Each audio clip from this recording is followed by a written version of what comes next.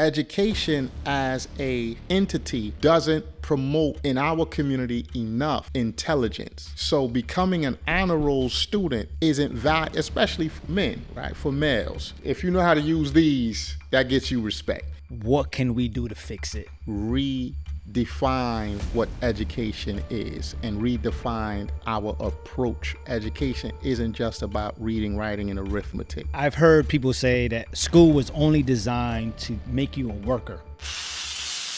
Our next guest is an award-winning educator with 20 years of experience. He's a principal. He's taught in the classroom. He's written curriculums. He's directed and developed programs. And he's using education as the vehicle to empower the community and uplift at-risk youth. Please welcome Principal Hubert Ato-Bakari Chase. Yes, sir. Yes, sir. Peace, yes, my sir. brother. Pleasure to be here, man. Yeah. Pleasure to be here. Thanks for having me. Absolutely. Thank you for coming. So just want to get straight to it, man. You have an amazing resume. Yeah, just thanks, man.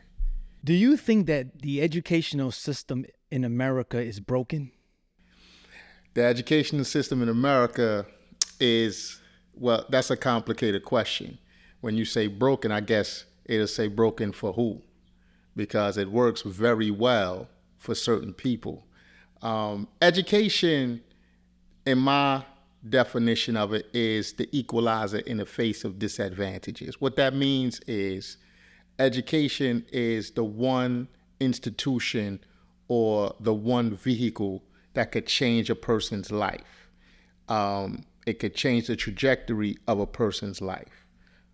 So it's broken in a certain vein, but I give you, my story.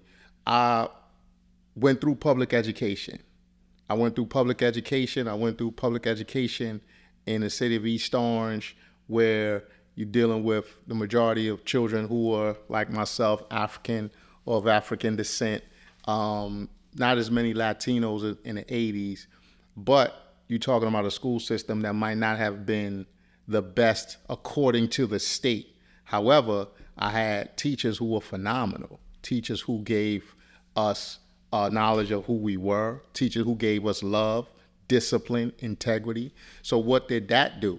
That laid the foundation for me to be an educator and to be an educator back in a situation, an urban environment that produced me. So education for me and a lot of people who I know was successful, even though the dynamics of that education, for example, test scores, for example, graduation rates, for example, attendance, might not be what so-called society deems it to be or what it's supposed to be according to those metrics. But were children learning, producing, developing, and moving forward in their lives? And the answer, in short, is yes. Is there issues with education? Most definitely. Is there things that education can do, especially for, I'll just say, the population of students who look like me, who I particularly work with, Black and brown youth? Most definitely. But the education system in and of itself still has value and it still has worth to me. And what would you say, or how can the system, for those that it is broken, right? What can be done about that? So education is a entity or profession that's not in some ways flexible, right? The customer that has particular needs is being given an education in some respects that don't meet those needs. So for example, I'm going back into alternative education. One of the greatest needs in alternative education, but I'll say in urban education, is dealing with trauma, dealing with adverse childhood experiences. I don't know if you ever heard of that concept. Not the last one, no. Yeah, so adverse childhood experiences says that every person has endured some level of trauma, and that trauma can affect you in your adult years, or affect you as you progress, and it can have, serious impact on you. However, if you deal with that, if you deal with treating that, now you can remove that, or have an intervention. So now the brilliance of young children can be demonstrated. So if the school system, if the school doesn't focus on that, doesn't address that, then you might have a situation where children may demonstrate behaviors that comes across as disciplinary, as delinquent, as disaffected, as disillusioned, but it's really not that. Another part that I'm very much into, I'll speak on this because I'm a doctoral student. So my thesis is on culturally responsive pedagogy and practices. That's a new name for the concept of teaching knowledge itself, giving a cultural identity to the student. When you develop a knowledge of who you are, education becomes easy. And I'll put it this way, because I played sports. And first of all, as a student, there was no subject I couldn't dominate except for math as I got older. But I wasn't a good student academically because I never saw myself in what I was learning. So I only went to class so I can be on the field. So I only did enough to get on the field. Secondly, education as an entity doesn't promote in our community enough intelligence. So becoming an honor roll student isn't valid, especially for men, right? For males. If you know how to use these, that gets you respect. If you could pull girls, that gets you respect. If you dress fly, that gets you respect. If you use those terms, thug or gangster and so forth, that gets you respect. Get on the honor roll, don't get you respect, right? And the society don't reinforce that. I was just talking to my wife the other day. Y'all watching the Olympics, right? Mm-hmm. No disrespect to Snoop. I got some of his albums and so forth. Snoop is all over the place. He's selling everything. But what in terms of academics does that promote to a young mind, right? I used to tell my students, like, y'all know, and I'll deal with him, right? We know Snoop Dogg. That's who we know. We don't know Calvin Brodus. Who was Calvin Brodus? What type of student was Calvin Brodus? What type of upbringing did Calvin Brodus have? Or if I say the name Dwayne Carter, right? So Calvin Brodus gets paid very well to portray a character named Snoop Dogg. And we fall in love with the character. We become influenced by the character. And through that influence, we try to emulate that character and so forth. But who is the real person? And what trials and tribulations did that person go through? And what type of focus, discipline, determination does that person demonstrate to get to where they are? Education don't really address those particular things, but our youth pay attention to certain things, and because they pay attention to certain things in the classroom becomes, nah, I don't need that. That's whack to me. I'm not performing that way. And I was like that too. I got caught up like that too. If it wasn't for sports, I wouldn't have been paying attention in school. So the subject matter was easy to me. Except for math, I would struggle in math, especially once you went middle school and high school. So I needed education just for that purpose. So I needed to have a mindset that gave me an understanding that academics and demonstrating my intelligence, that was cool. That was dope. That was honorable. That was the highest level that I could demonstrate, as opposed to being a clown or being, for lack of a better word, a savage in the classroom. So I'll stop there. Wow. There's a lot to unpack there. Yes, sir. So before I get into that, I want to dissect certain things. I want to make sure that we answer. So, what can we do to fix it? The thing that we can start with first and foremost in our communities, and I don't believe that we don't value education. I think that because of other issues.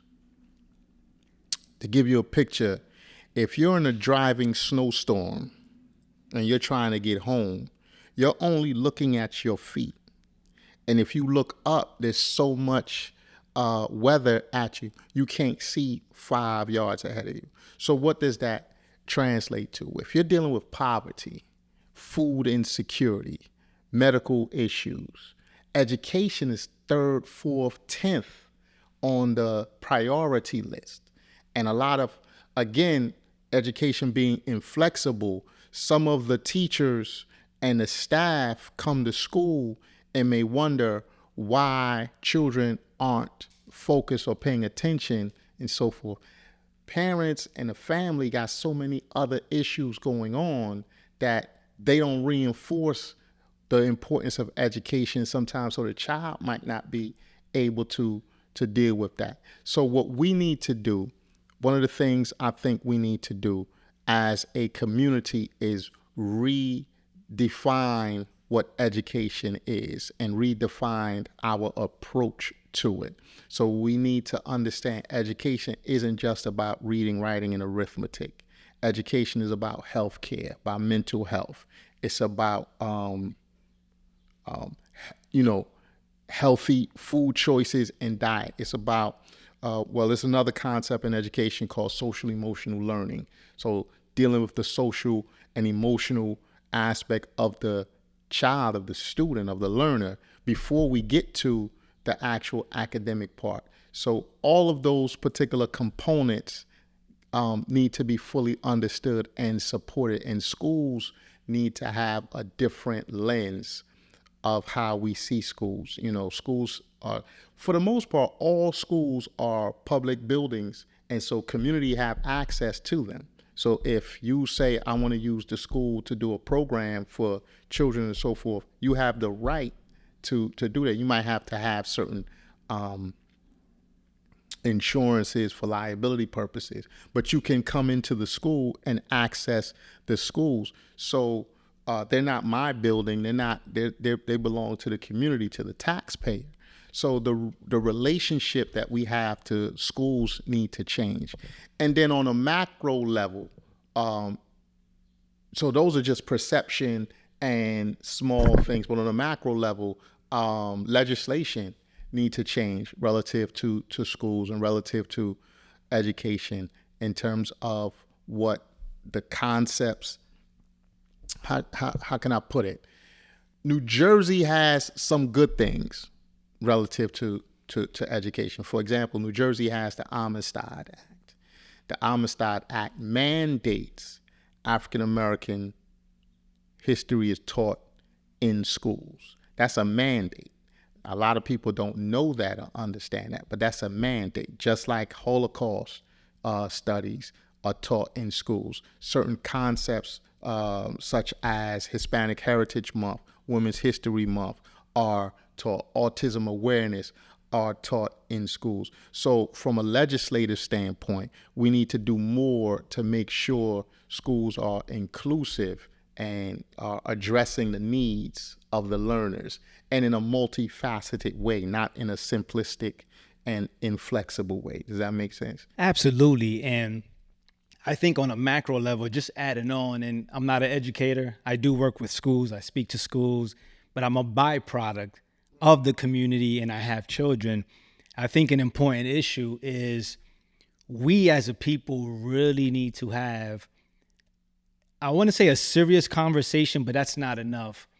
Really need to reestablish the family unit. Right. Because what I've observed, and again, like I barely made it out of high school, and I wasn't a good student and got in trouble in school myself. I trace a lot of that stuff back to what happens in the home. So, like for example, you mentioned value in education. So my mother, who worked at a factory, she's working double shifts. It's a single parent household. That's why she has to work that hard, right? Bing, right? Single parent household. Got it. So she didn't have the time Right. to pay attention to what was going on in school. And then there were other things too. I have to be completely honest about it. You know, she barely spoke the language. Right. So, and that's the thing too, right? If you're going to come to this country, you know, my mother did her best and I'm super grateful. But if you're going to come to this country, you got to then get in tune with how things work. And she, again, didn't really have the time to really do that. And I mean, that's another conversation because time is something that it's relevant to the person. And Right. anybody can use that as an excuse. I don't have time to do whatever. But I think that at the core, the destruction of, or the breakup or the division of the household causes major issues, right? And even down to the health part. So a lot of children that come from impoverished or low income households, they're not eating food, high quality foods because the parents can't afford it. Right. So they're eating cheap foods, right? And we already know, right? This is not a theory, that food affects the mind and the behavior. High sugar diet, then you send this child to school and he's filled with sugar, acting Can't sit still. right. Right. And it's already hard to stay still for 8 hours a day as a child. As a matter of fact, even as an adult, it's hard. It's personally hard for me to stay still. So, you know, there's so much to unpack. I think at the root of it, this is why I'm a big promoter of personal development. Yeah. You know, when people ask me, whenever I meet another couple who has been married for a certain amount of time, I like to ask them, you know, what's the key to a successful marriage? And I want to hear the masculine and feminine. And if they ever ask me, my answer usually is that my wife and I value personal development. Why do I say that? Because as we grow as individuals, we become better partners for each other. I become a better parent. She becomes a better parent. So I think that definitely has to be instilled or brought back into the homes. And I also want to say this for people who may not be conscious to history. This is a new phenomenon. This breakup of families and what we see now. If you go back to the 70s and 60s and 50s and even 40s, black men were in the homes. Yeah. Our families were intact. Now, we were struggling with poverty and we had other issues that we were dealing with. But this is a new phenomenon. I think that that's important to say because if you don't know the history, you'll just think like we're like a cursed people who just can't keep a family together. And that's just not the case. We've been through some things. All right.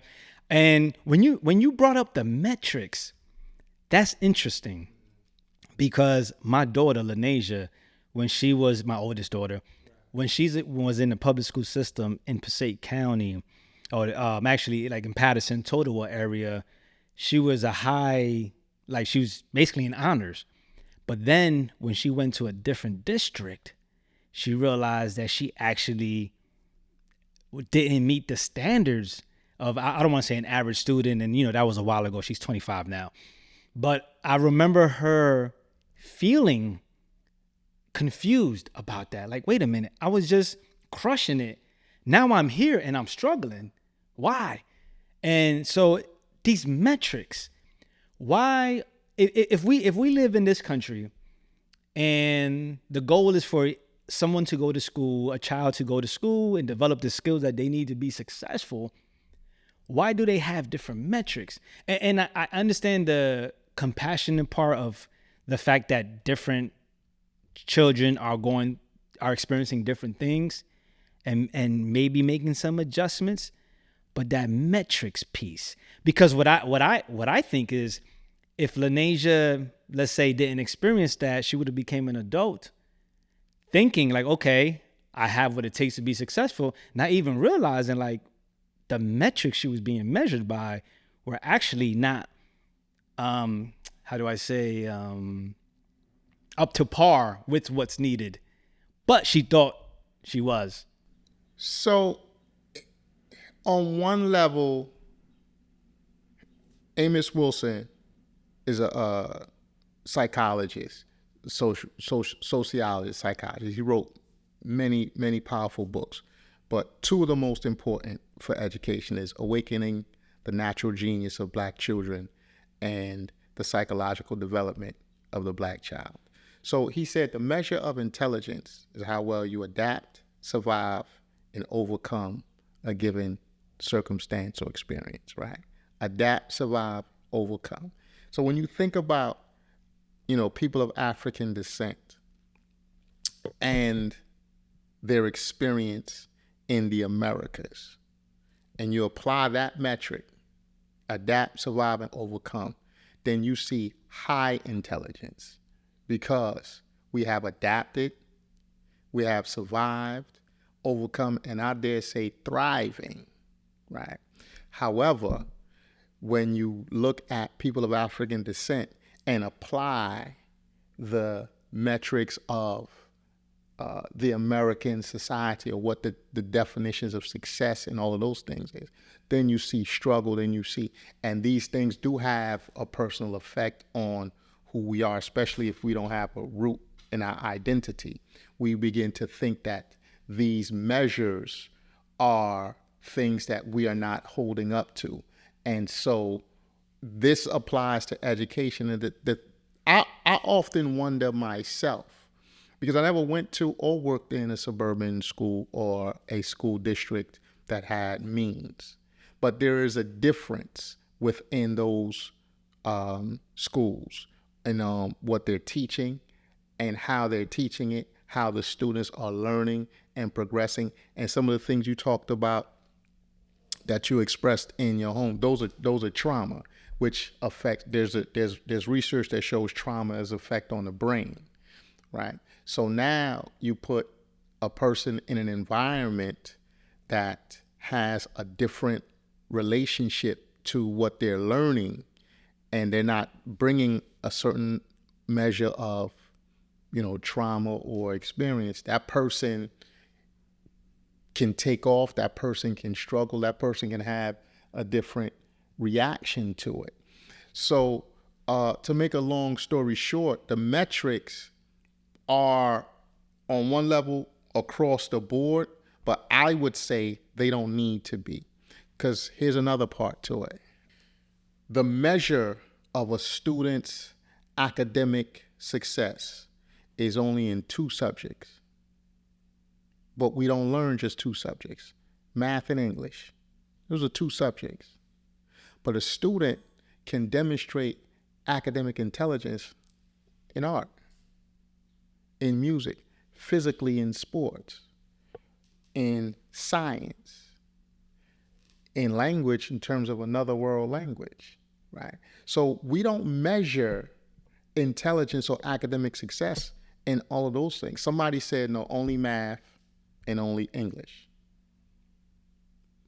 And the measure of academic success is in its lowest form. So there's a concept called Bloom's taxonomy. And the audience who have education background, they know Bloom's taxonomy. You're taught that you learn. The lowest level of learning is recall. The highest level of learning is like synthesis, evaluation, right? So what does synthesis mean?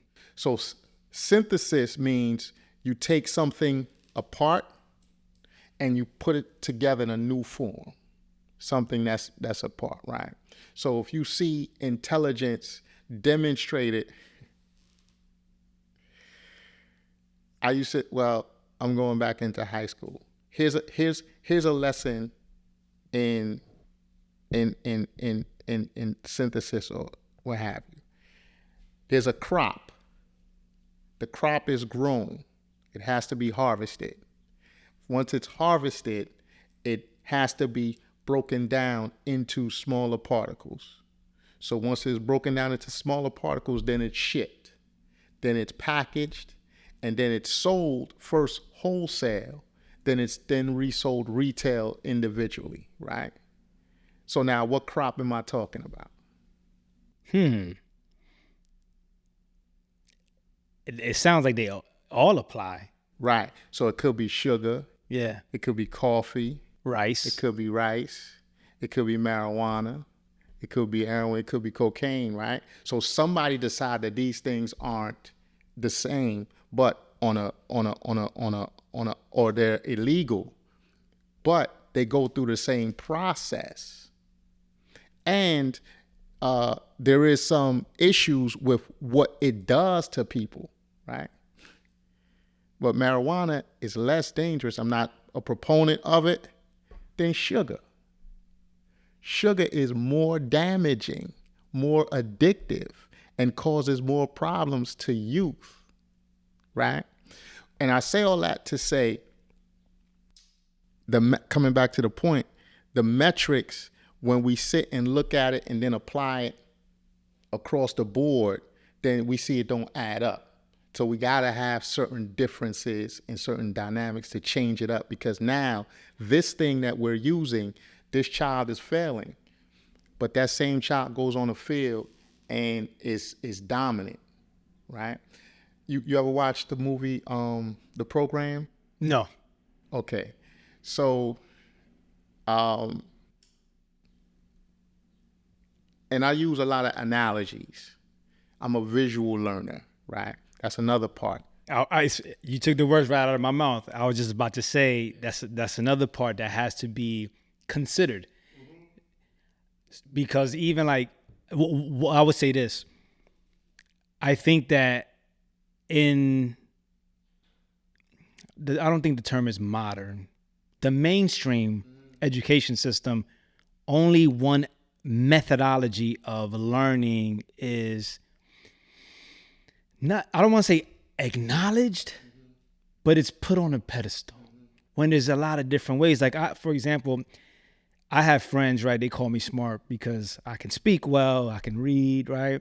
And I appreciate that. And I want to say that I've worked on those things. A lot of people don't know, in elementary school, I was in a speech therapy program, right? So I've struggled. I've done a lot to increase my vocabulary. So I put work in. I just want to say that. However, what I'm pointing at is I have a lot of friends that can build things with their hands. Right. I struggle with things like that. Right. So, like, I have a friend named Ron. He can build you a bathroom. As long as he has the materials, he can build you a bathroom. From scratch. From scratch, fam. You give True those materials, and I'm just looking at you. So, right. So I just think that that's important to say, that intelligence can be measured differently depending on the situation, like you said, and how you learn and interpret education. Yeah. There's a picture, an illustration. There's a teacher at a desk, right? And there's several animals that's at the desk, and he gives them a test. It's like a math word problem. So the animals are, there's an ape, like a monkey. There's a fish in a fish tank. There's a elephant, another animal, I forget. So now all of you are taking the same test. The fish came right. What's the fish's measure of doing? So only one person or one animal is most likely to succeed based off of the measurement tool that's being used. So yeah, man, with education, there's a lot to it, coming back to the original point in terms of being broken. And some might say that's intentional. Some might say it's intentional for it to have the effect that it has on certain people. I want to ask you what may be considered a conspiracy theory, or I'm not sure. They say that, so I've heard people say that school was only designed to make you a worker, not to think freely. You, with 20 years of experience, and you started from the ground up. Is that true? Yes. Here's a breakdown. At the educational system, the modern educational system was put together by a guy named Dewey back in the late 1800s. And think about the country was industrial. You're from Patterson, right? I'm from East Orange, Newark area. Those cities were founded to be an industrial base to produce to take raw materials to make them finished products for the country, right? Patterson is Silk City. Newark was bear and leather. So 80% of students who were going to school were expected to stop somewhere in the 8th grade or less. Now picture a man with an 8th grade education in the 1920s, 30s, 40s, can go to work in a factory, earn sufficient amount, I'll use another one is Detroit, right?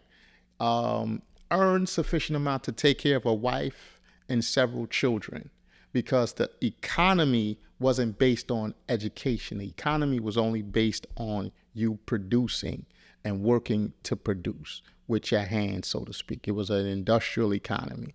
The economy has shifted from an industrial economy to a technical economy.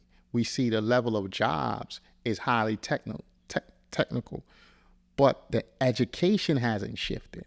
So 80% of the students are still expected to only get an 8th grade or so education or drop out. Only 20%, 1 in 5 students will go on to receive secondary and post-secondary education. Now, where is that 80% going? That 80% is going to prison. That's why we have Michelle Alexander put Slavery is a New Jim Crow, outline this perfectly dealing with the school to prison pipeline. So that now, what do prisons do? Prisons manufacture and produce goods from anything. So you need a labor force. And so that labor force is still coming into prison.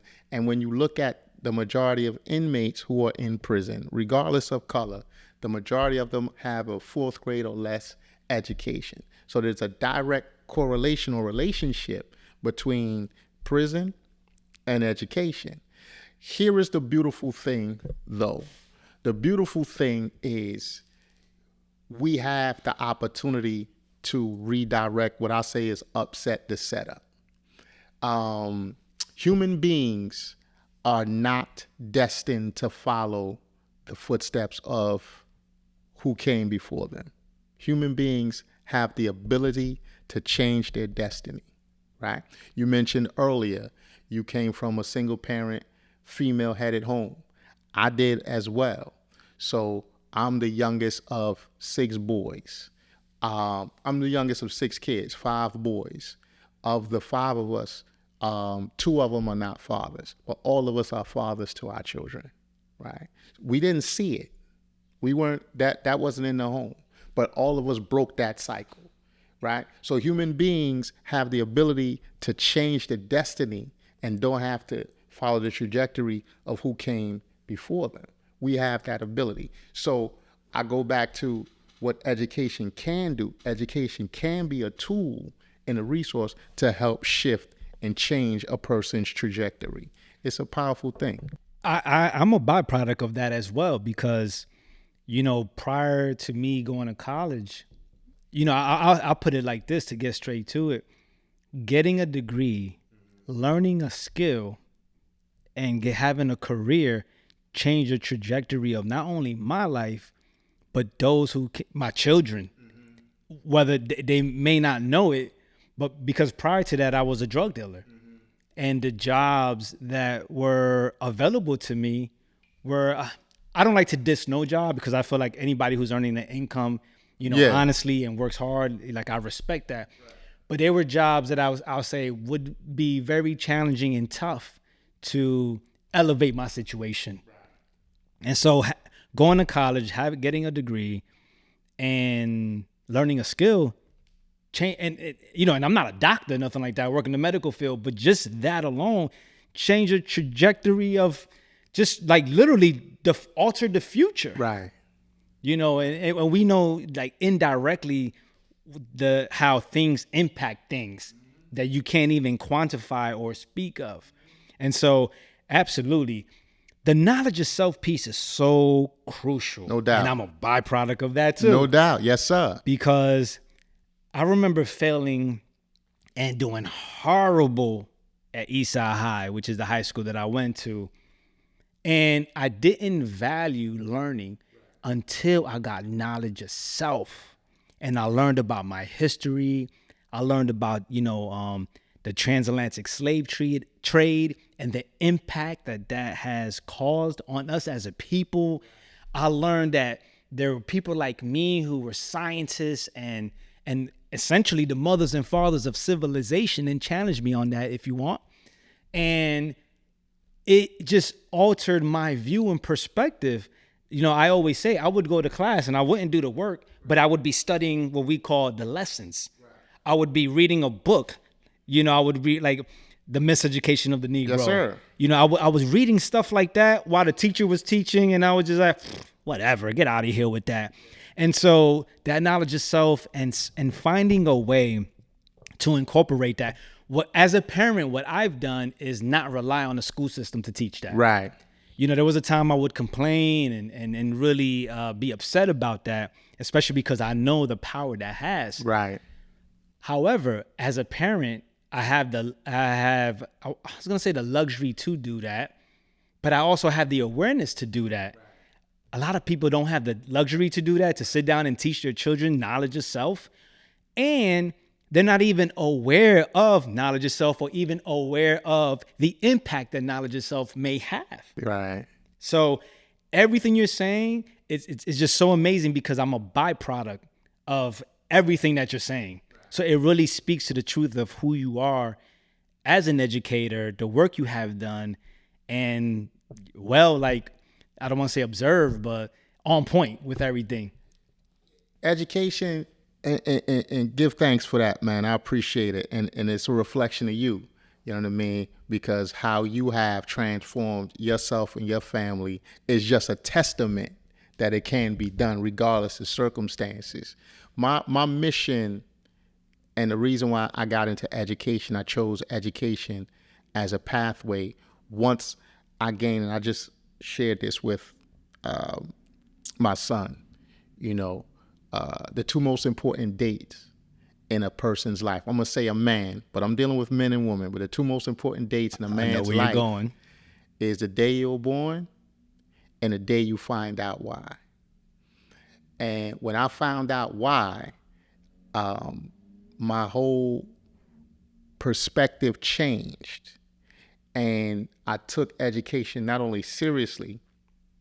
For example, I talked about being a poor student in high school. Once I gained my purpose, I was a Dean's List student in college. How old were you when you discovered your purpose? I was probably 20. I was 20 because this was 94. And it was a serious situation. But I'm gonna also say this. I came from a generation, and probably you did, where the gangsters on the streets looked out. Yes. They looked out. So I had a brother save my life, because I went to college from the wrong perspective, only to play ball. And I only went to William Patterson, right? I didn't go far. I went to college to play ball. My junior year was my last year playing ball. And at that particular time, I said to myself, I don't know why I'm here. I'm going to go get a job and be just a regular dude. So I dropped out, but I didn't get a job. So some lyrics, right? You remember Buckshot, make money, take money.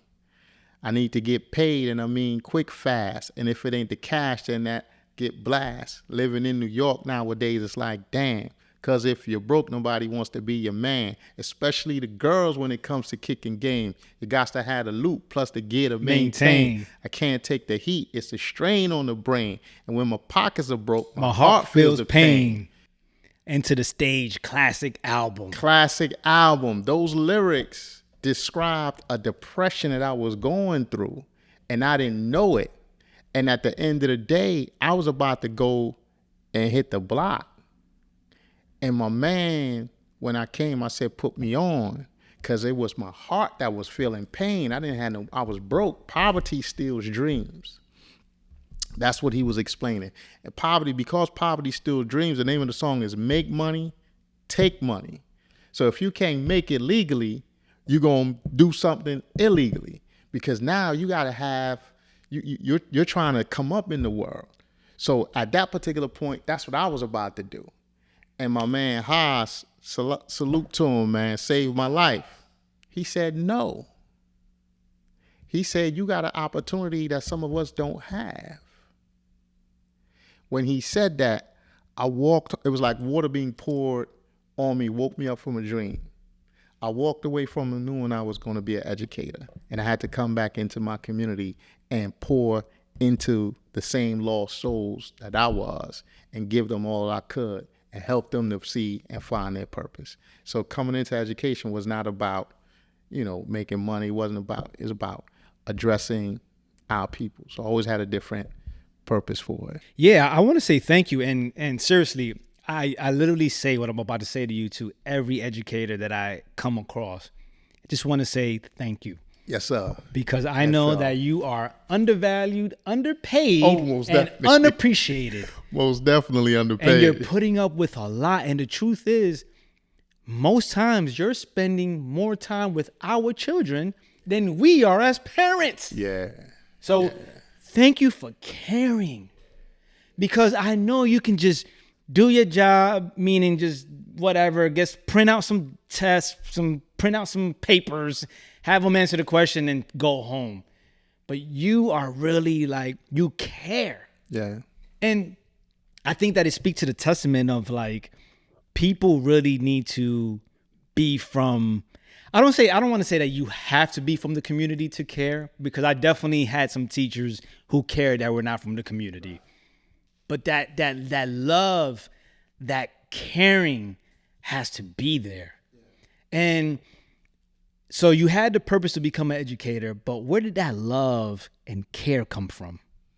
I think that came from a composite of my family and my community, and then understanding my history.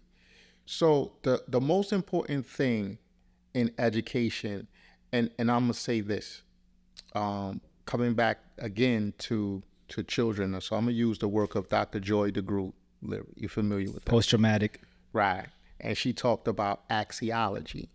Axiology is the study of values. So she broke down, and it's a brother who she studied who broke down value systems. So, people get into, and they think race is just black children painted black. There's different elements to it. So one of the things about, I'll say, black and brown children, the value is man to man, right? The value of Asians is man to group. The value of Europeans is man to object. What that means is man to man, and you'll see this with children. I don't care who you are. If you don't speak or we don't have a connection, then nothing matters. The relationship between the two individuals is more important. Man to object means getting the task done is the most important. Your human, your ability, who you are, what you're going through, none of that matters. Man to group means we don't dishonor the group. We don't dishonor the family. We don't dishonor the name. The group is most important than the individual, right? So based off of the value system, we approach education from a different lens. So one of the things you'll say is, I'll say to teachers this axiom: they won't care how much you know until they know how much you care. And that's relevant to children of African descent. So, interesting you say that. As an empowerment coach, right? I have parents that seek my services to work with their children. And one of the first things I tell them is, for the first few sessions, and I can't tell you how many, you're going to pay me, and it's going to look like nothing is being done. Like I'm just playing, like we're just hanging out. And I would explain to them that that's a crucial step with children, because without connection, they're not going to listen to nothing I say. So I may meet up with them and just grab a bite. And we won't talk about nothing, but just grabbing a bite, what you're into. So it's interesting you say that again. Wow. Like I'm seeing like real life happening based on the words you're saying. But go ahead. Mm-hmm. No, you're right on it. The fact that you're setting a foundation of building a relationship and a connection, the work could come second. Without that connection, that relationship, and I think it was Maya Angelou who said this, that it doesn't matter. People don't remember. People don't remember, right? You know, what you say. I'm paraphrasing, obviously. They remember how you made them feel. How you made them feel, right? Or even what you say or what you did. Most important thing is how you made them feel. Something like that. Right. And now go back to your relationship to the best teachers that you had and the teachers that you didn't, that you had. So let's say you had a real disconnected relationship with the teachers. Now, we got some people in the profession that don't need to be, right? Because you got people who are in the profession that don't love children. And see, you got to love children. You really need to love children to be in a profession to deal with children. Please don't forget what you're about to say. Yeah. Why would anybody get into any profession, but let's stick to yours, you don't like children, but then you become a teacher? Yeah. So getting into education is not hard. So basically people just like, it's a job. It could be a job. And I can have the summers off. Correct. But you really don't get summers off. That's a misperception. So I'll put it to you this way. You could take summers off, but you got to make sure you have something to compensate, because you don't get paid summers off.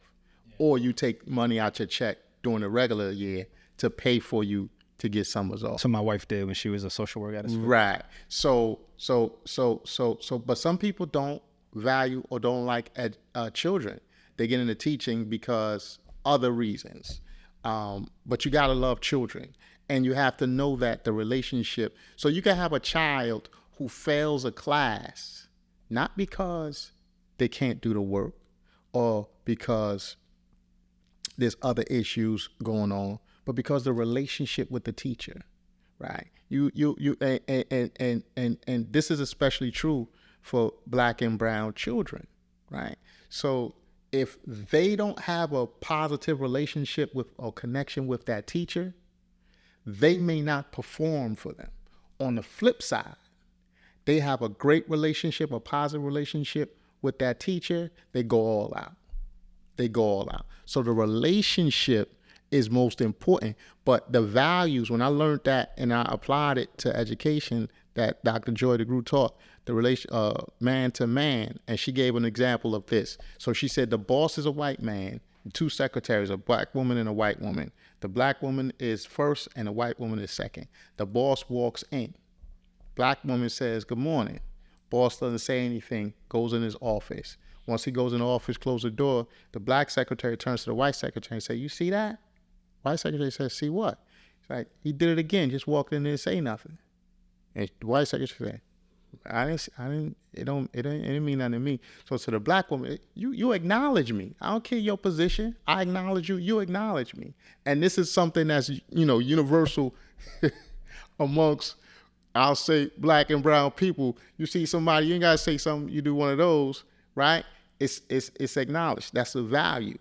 And that's important. So if we don't have that connection that's understood, we don't have that relationship that's established, we not performing and doing our best. And so that's part of how schools, when I talked about being inflexible, need to have an understanding and a shift in the customer and who the customer is, and really understanding the customer and what that customer needs. And when I say customer, because I'm putting it in that context, because schools are a business. In America in particular, it's a business. But the business of it is not always about who that customer is and how that customer needs to be treated so that customer could achieve the success. Wow. So here at Raw Success, we want to highlight what it takes to be successful, right? So the first thing that I want to ask you is, what can parents do to raise successful children? So first and foremost, I think one thing that parents need to do is be examples. I think that what we see is greater than what we say. So as parents, it's important to be the example that you want your child to be. Now, that doesn't mean you have to be perfect. That doesn't mean you have to do everything that, you have to be a pious person. But you want your children to read, you should read. You want your children to enjoy certain music, you should be listening to that music. You want your children to meditate, you should meditate. We just can't say certain things and then not demonstrate it. So that's important. Observation and participation are the best teachers, right? That's Ashe Huey Newton. It's one of the statements that he made. Ashe. Right. So parents can do that. The other thing that I would say, and coming to your mom, my mom was similar, wasn't involved. But don't allow a certain definition of involvement to govern the way you approach education. Parental involvement isn't coming to the PTA meeting. Parental involvement is asking your child, what did you learn in school today? Not how was school. Just ask them, what did you learn in school today? What did you learn in math? What did you learn in English? What did you learn in science? What did you learn in history? What did you learn in art? It does two things. Number one, it gives your child the opportunity to give an account of what's going on. But we talked about learning, right? The least form of learning is through listening. We only learn 8% of what we hear. We learn 96% of what we teach. So putting your child in a position to teach you puts them in a position to really learn what it is they learn. Because the child might think, I'm not sure what I learned. Well, you ask, what did you learn in math? What are y'all talking about? Give them some leading questions. Well, we did fractions, we did multiplication, we did. So now the child is going into what they learned and they're teaching you, and you can ask them, give me a demonstration. Because they're teaching you, that's reinforcing what they actually learned. And they can realize, oh, I really learned it. So now their confidence comes up because it's not something that they just heard, they actually learn it. And then the other part is this, and these are African principles, being apart, being connected. We're not in the village, right?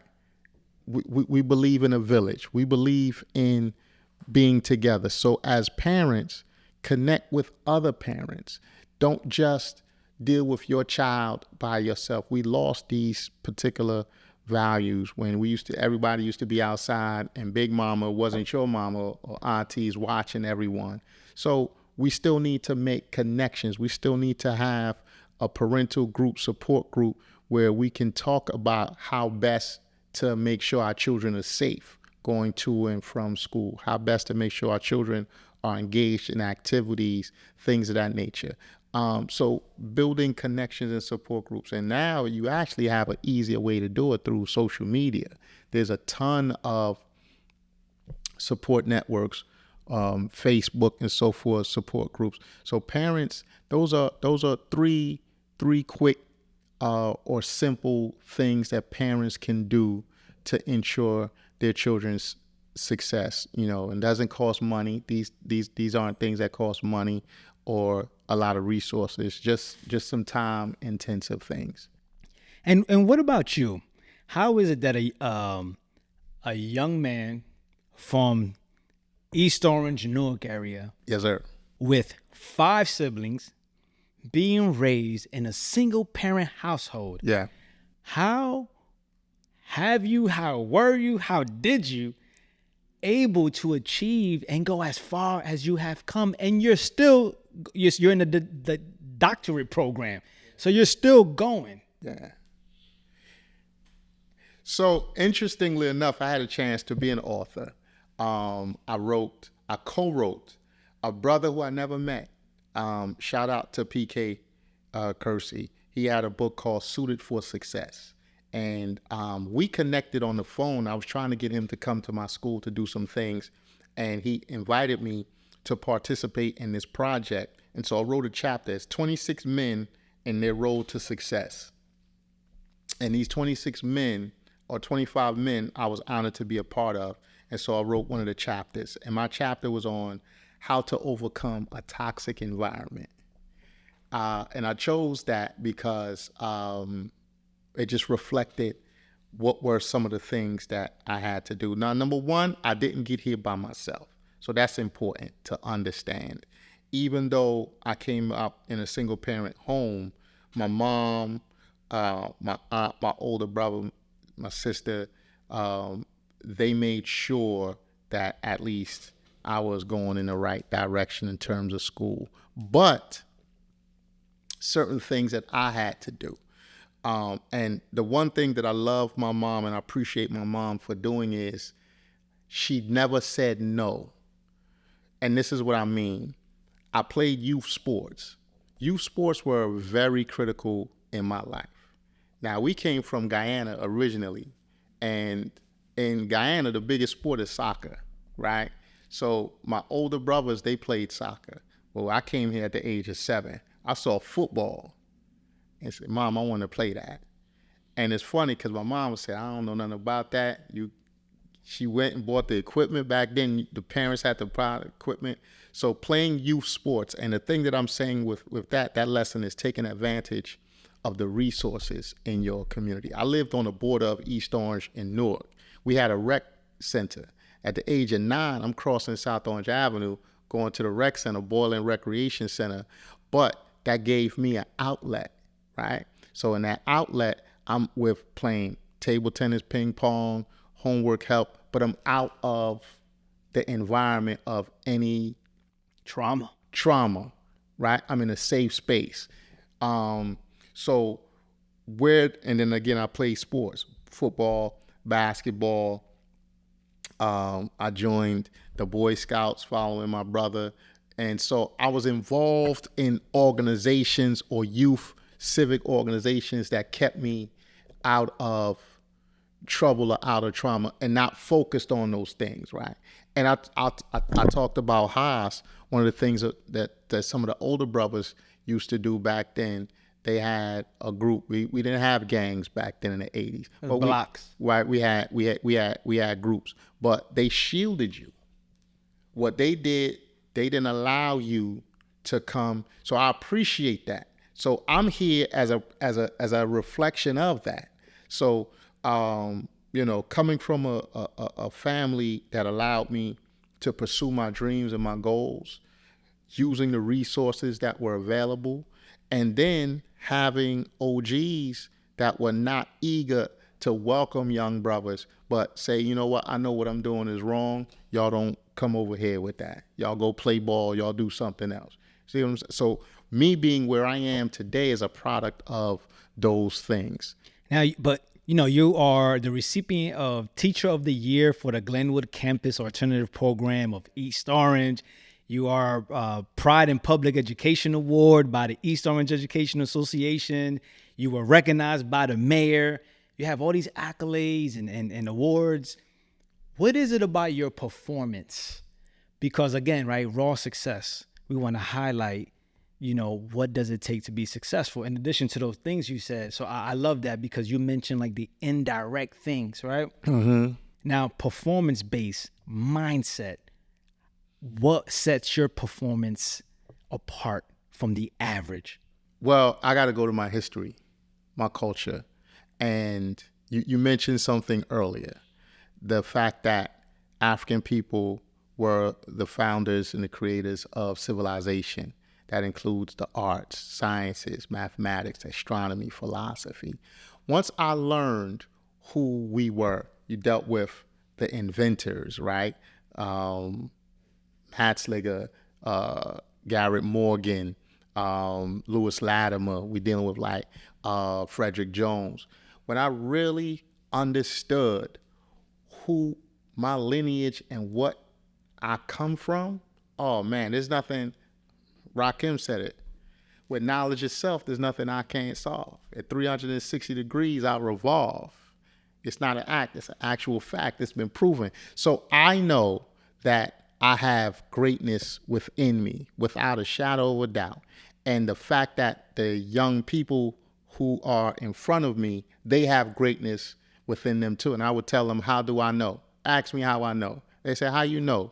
Because you are me. I am you. That's the principle of Ubuntu. I'm looking at someone who look just like me, come from the same environment I come from some of the same struggles and issues I come from. So there's greatness within you, right? And then I'm gonna break it down like this. I used to do this. I showed them a picture of the pyramid and an image of a basketball on a cardboard nailed up to the light post in the hood. And I used to play basketball like that. So what's the difference between these two pictures, right? And not a hoop, a milk crate. They say you can't fit a round object into a square hole.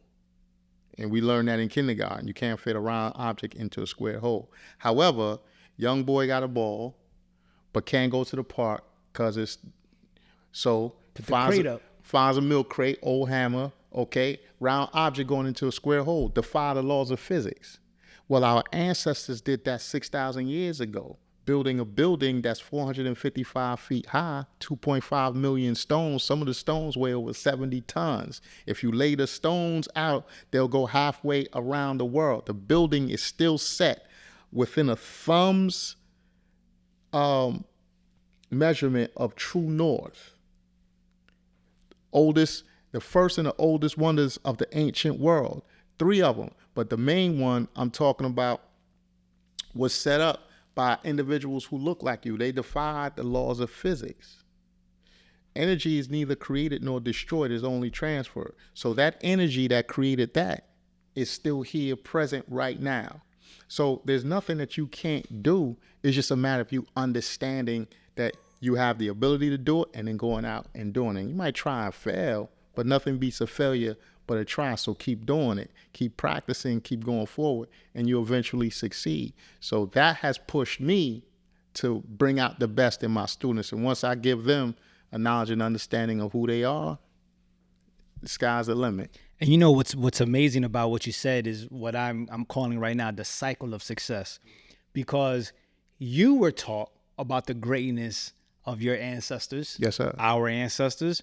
You now have high standards and perform at a high successful level. Yes, sir. And you are now expecting that and promoting that to your students, which I know are also being influenced and impacted by that. Yes, sir. So it's a cycle that feeds itself, which now you remind me about the importance of us just existing in our communities and being successful just as a presence so that people know it's possible. Right. Right. Yeah. Yeah. No, go ahead. I didn't want to. No, that's really what I wanted to say, and that's amazing. And salute to you for accomplishing those things. And as we start to land the plane, as I like to say, Okay. start to end the conversation, I've observed. So I have some friends that homeschool their children, and so it's more than one family. That's how I know that there's some truth in it.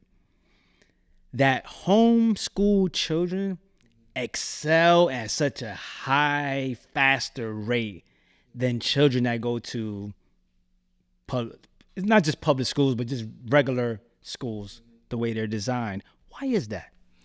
Well, you set the parameters of the education. We had the opportunity to homeschool our son, my wife and I, and we did it as a group. We did it as a co-op. It was a beautiful thing. And it's actually something that I want to discuss with parents, how to do it. Because you mentioned that earlier, having the capacity. Some parents don't think they can do it. But if you get with a group, it's much, much easier to do. But when you set the parameters of what your children learn and not somebody else. Now they're learning, and they're learning exponentially. Let me give you an example of this. I'll ask you, and I know the answer, right? Let's say, did you hate school? Yes. Did you love to learn? When I got knowledge of self, I started to love to learn. Yes. Well, I'll say that's the majority of children who hate school, but love to learn. Here's the other part, right? You couldn't tell me, I talked about at age 9, you know how to survive your neighborhood at what age? Early, man. I was going to the store with a note as a child, you know? Right? Yeah. So that level of intelligence, that's not being measured in school. But you know which house has the dogs. You know which house got crazy. I know who to stay away from very early. You see what I'm saying? And you know multiple ways to get home. That's a high level of intelligence that's not being measured in school. So when parents take control of their education and they teach their children, they're going to teach their children beyond what the school is teaching, beyond what, come back to the metric. So now the child is receiving lessons in things that's connected to them directly, things that they can use. They're definitely going to receive knowledge and information of who they are because it's coming from their parents. Part of the knowledge you might learn is your family history. And that's going to give you pride, a sense of accomplishment. If you're Chase, you're Drake's, your whomever your family is, they have some people that have done some things. You know what's interesting about that? I always tell a story when I caught a charge, right? And we were being brought up to face the judge. And my mother and at the time my girlfriend were present. I remember being shackled from wrist to ankle, right? And I remember just looking back and seeing my mom's face, distraught, hurt, just, and I remember feeling so much shame and thinking, wow, this woman came to this country by herself, and is just doing her best to just design and create a better future for me. And this is I remember having that thought, wow. So just the family lineage and the education and knowing what your family been through, that is interesting. Again, I'm a byproduct of that as well. No doubt, man. And the fact that it's so real today, you understand it. And so homeschool parents, and New Jersey is a homeschool friendly state. For those of y'all who don't know, New Jersey is very homeschool friendly. New York is not, and I don't know where all your listeners are, but New Jersey is a homeschool friendly state. So I encourage parents, I encourage you to pursue that, to look at that, find a group of parents who have that thought, and then, you could use a home, someone has a space, and then begin to work on how you will coordinate it. And if I could add on, because, I was a co-founder of a youth program. Yeah. That you don't have to do it Monday through Friday. Right. You can take a few hours during the weekend and teach them knowledge of self or whatever other things that you think is important for them to learn. Right. And that's the creative part, with man. It. I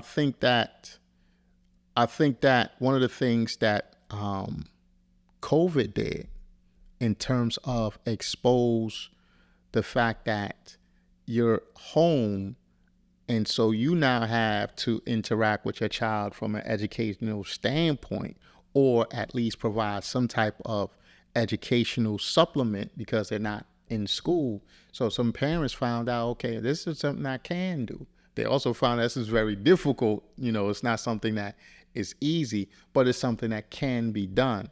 And I just want to speak to that because I think that if we take advantage of, the rules, the setup, the resources, we can give our children a firmer foundation. And again, that takes nothing. Don't let me say it takes nothing. It doesn't take away from public education or any type of education doing what it's supposed to do for our children, because one of the things that you just said is supplementing it, right? And I think that as adults, as parents, we want to do that anyway, you know. And again, asking your child what they learn in school today. And when they come with something that's not true. No pun.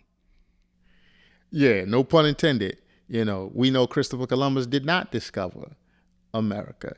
But give your child the real history and the story so that they could understand. I had a professor that said everything you see in history, there's a real reason, and there's a good reason, and there's a real reason for it. You know, so there's a good reason why you might hear certain things, but what's the real reason? So you might be able to give your child that perspective.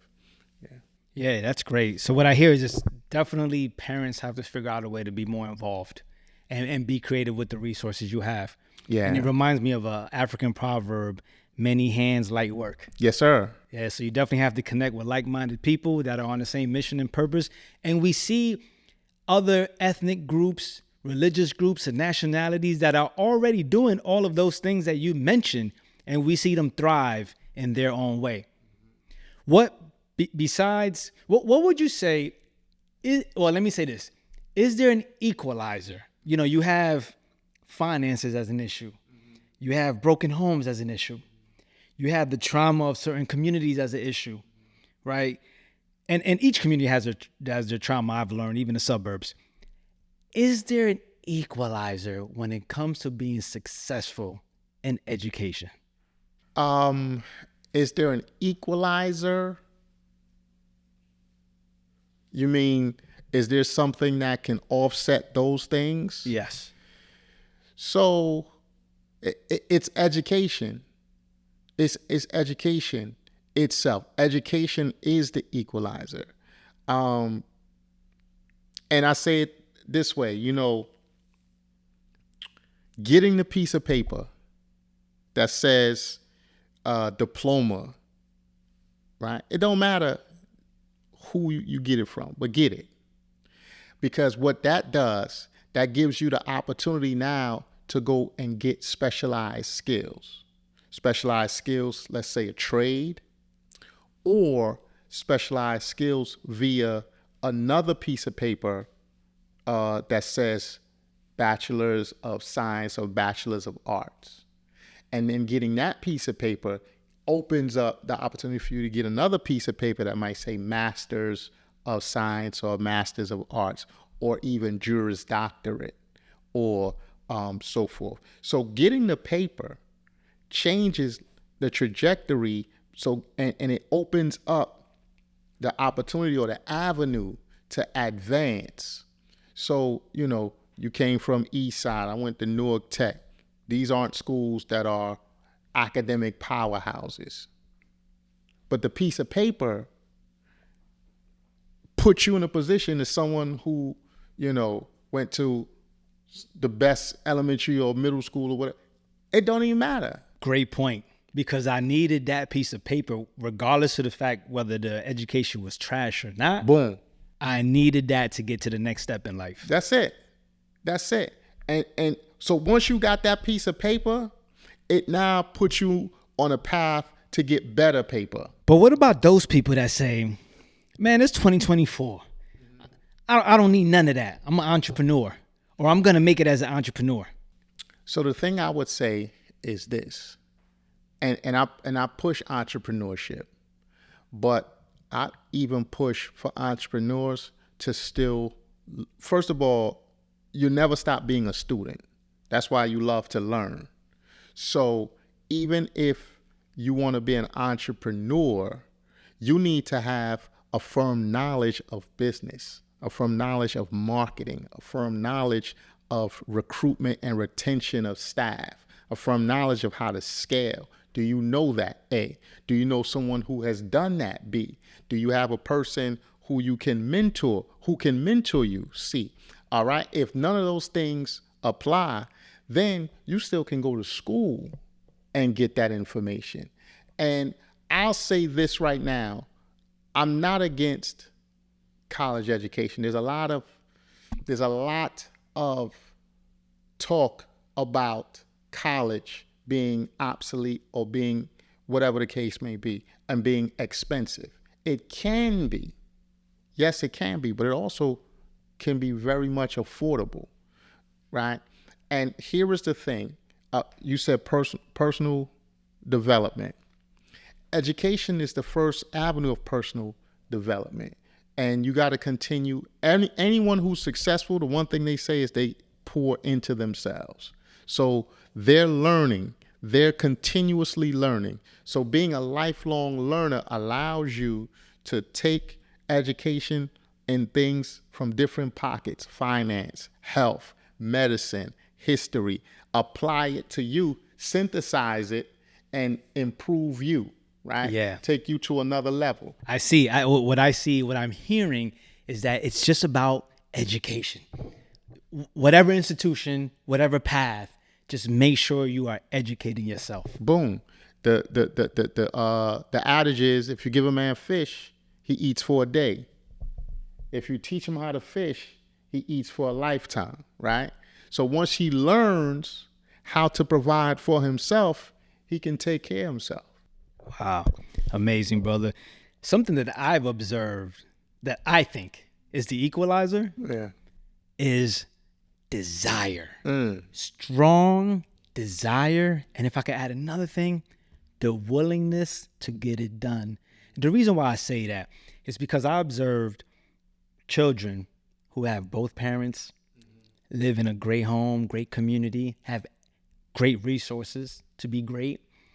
And I have observed, like, I'm actually thinking about one of my wife's students. My wife's a social worker. She's a therapist now, but a student that went to a school where she worked at, whose father was in prison, whose mother was on drugs.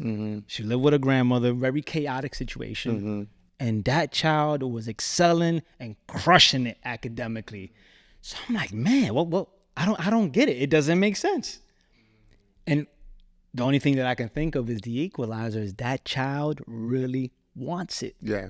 So you can have everything at your fingertips, but if you don't really want it and then you're not willing to put in the work to get it done, then it just won't happen. So I think like the ultimate equalizer, and this is not to make up an excuse for any wrong, how do I say? There's no right or wrong to it. Nah, not that. Because the reason why I'm careful and I'm striving to think of it, because I think some people think that with some of the things that we experience in our communities, some people think that those are our excuses and that they're not relevant. Right. They are relevant. However, it just doesn't mean that you won't be successful. Right. And I think that sometimes because people have that, just get it done, as if it's that easy. And I'm not saying that it's not. However, I've just observed people who have not been in the most favorable conditions still get it done, and sometimes even more and better than those who have been in favorable conditions. So I think that the equalizer is a strong desire and a willingness to work and get it done regardless to whom or what. Yeah, I agree. That comes back to the definition of intelligence, how well you adapt, survive, and overcome your condition or your circumstance. And, the thing that you mentioned about the young girl, that's powerful because that's absolutely true.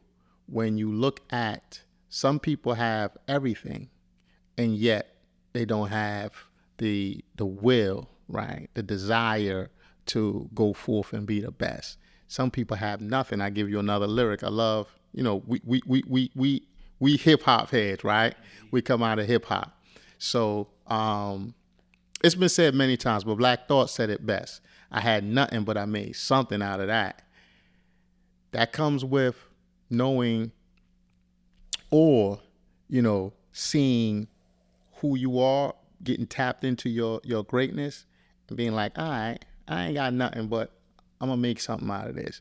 And what I said earlier, and you affirmed, is that human beings can change the trajectory of their circumstance, of destiny. We could create our own destiny. We're not destined to follow. And some folks, interestingly enough, many kids who act out in school, it's because they're shifting their destiny, and they're not connecting to what the school is pumping, and they have courage to demonstrate that. So it comes across as acting out. But in essence, it's saying, I'm rebelling against what this is because this is not feeding me. And I know it's not feeding me. Now, that's just one part of it, because the other part of it is saying, listen, man, I'm going to take everything up in here and I'm going to make it mine. I'm going to make it great. Kobe is regarded as one of the best basketball players ever. Kobe studied everyone and took a piece of them. I remember he said, Allen Iverson, he went to Allen Iverson and said, you got to show me that. Allen was that crossover. It was wicked, right? His crossover. Kobe said, you got to show me that. He became a student. He learned it. He mastered it. I want to highlight the fact that that's education. Boom. That's education. When you study and apply. Study, learn it, apply it. Not regurgitate it, but apply it. And apply it in your own way. Apply it in your own way. So now you take ownership of it. You make it yours. That's education. Indeed. What's the most impactful book you've read? So I have a number of them, man. So let me, can I give you multiple? Give me 3. No more than 3. No more than 3. Okay. The most impactful book that I've read, number 1 is Things Fall Apart by Chinua Achebe. That's a powerful book, man. It really breaks down how we lost our situation. The autobiography of Malcolm X. How old were you when you read that? Either late teens, early 20s. Either high school or college. The Destruction of African Civilization, or The Destruction of Black Civilization, by Chancellor Williams. That's a book that's, there's so much I could say about that book in and of itself. But those 3, okay, so you said 3. Yeah, indeed. Well, brother, thank you for all the work you have done in the community. Appreciate you, man. And for coming to join us and bring and drop wisdom. You know, you're highly qualified. You've put in the work, and you have 20 years of experience. Give thanks, man. And we appreciate that. Give thanks. Appreciate you, man. Appreciate the fact that you have this platform, the fact that you have this vision, you know, because it took something, that seed. And this is awesome, man. You're doing an awesome job. Thank you. And I know you know it's aligned with what you are doing and want to do, which is empower the community. Welcome to Raw Success. Tell a friend to tell a friend, share and subscribe. Oh, how can people find you? They can find me. I'm a poor righteous teacher, man. So I'm bad at the marketing stuff. But I'm on Instagram at Ato-Bakari. I'm on LinkedIn, and I'm on Facebook. Facebook has all my names. Majuti Ra, Ato-Bakari, Hubert Chase. I did that on purpose, but it has all my names. So those are my three social media places. I think I'm on Twitter too. I forgot. Okay. All right, no doubt. Tell a friend to tell a friend, share and subscribe. Let's get it. Bleh. Yeah, man, this was awesome, bro.